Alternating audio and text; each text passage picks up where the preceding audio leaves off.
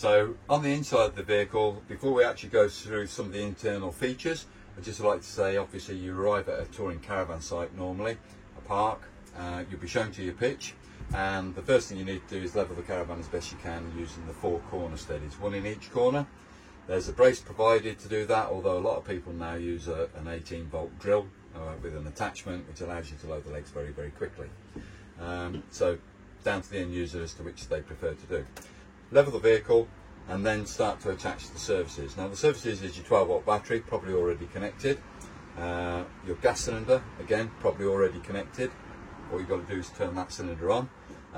You fill up your Aquaroll or a mains water supply if that's what you're going to prefer to use on a super pitch site, and make sure you've got some way of catching your grey waste from your kitchen sink and your shower, etc.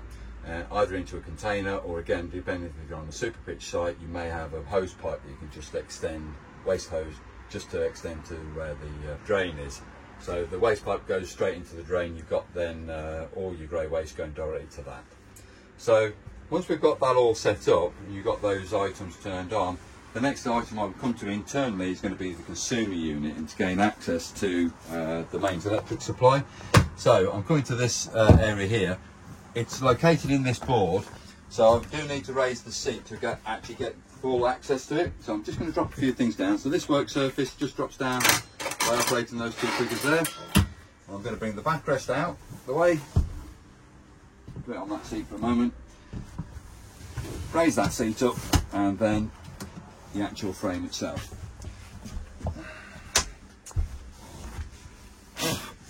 Just done the dusting. So on the PSU, power supply unit is what PSU stands for. This is split into 2 sections. So on this side of my hand, to the right hand side is mains electrics, and to the left hand side of my hand is 12 volts. On the 12 volt system, you just need to press that black switch in, which is in the on position.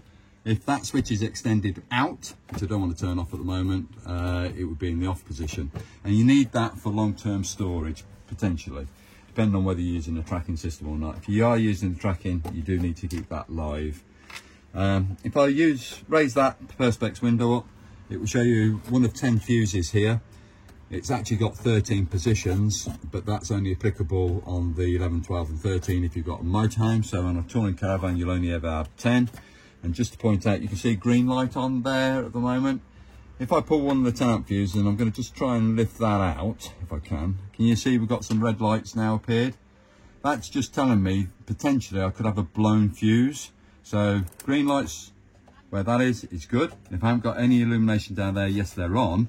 But if that fuse was to pop and blow, it tells you more or less which fuse it is you need to replace. On top of the fuse, it also tells you the fuse size. So pull a 5 into that one, obviously 7.5 here, 10, and that one's a 25 amp fuse there. It's one of the first fuses that you come to. If I turn the green switch off here, which says charger on the PSU, if I turn that off there, we are going to lose all the lights, but we've just lost also that there. Right, I'm going to turn that back on, so we've got 12 volts, and you can see that it's brought that all back live again. Okay, so there is one more fuse which I'm just going to mention about in here, and that's the closest one you get to the battery connection. So this is your battery cables coming inside the vehicle, and that is, as you can see, probably, I'm trying to read it, a 20 amp fuse. So that is a yellow fuse, 20 amp fuse. Just take the cover off, and again you pull that, and that would be another fuse that you might need to know where it's located. It's the very first entry point into the caravan of your 12 volt supply.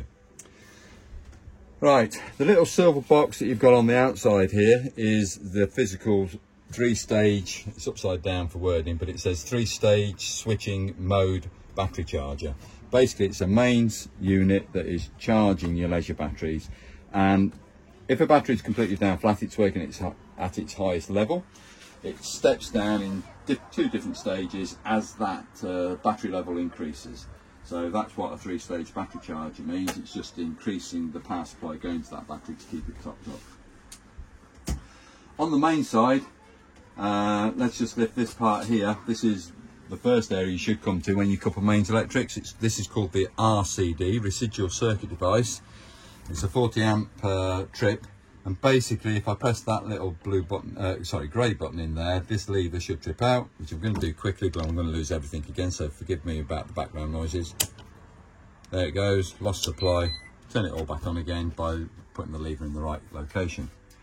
To the side of that, we've got 3 miniature circuit breakers, MCBs, and they are of different sizes. So I'm going to just drop something down on the door here, which is a little label that Swift put in this area. So these are the 12 volt fuses that I was referring to, and I said 11, 12 and 13 are in reference to motorhome, motorhome, motorhome. So if it's a touring caravan, you've only got 10, and it tells you what those fuses are as you go through.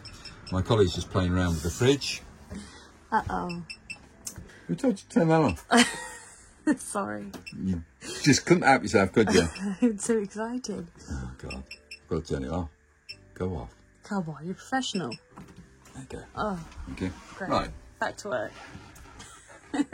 Back down to the door, and this is in reference to the MCB. So we've got a 10 amp MCB, a 16, which is the middle one, number 2, and another 10 amp on the outside, number 3. So just back to the control panel, just up here on the PSU. 1, 2 and 3, 10 amp, 16 amp, 10 amp.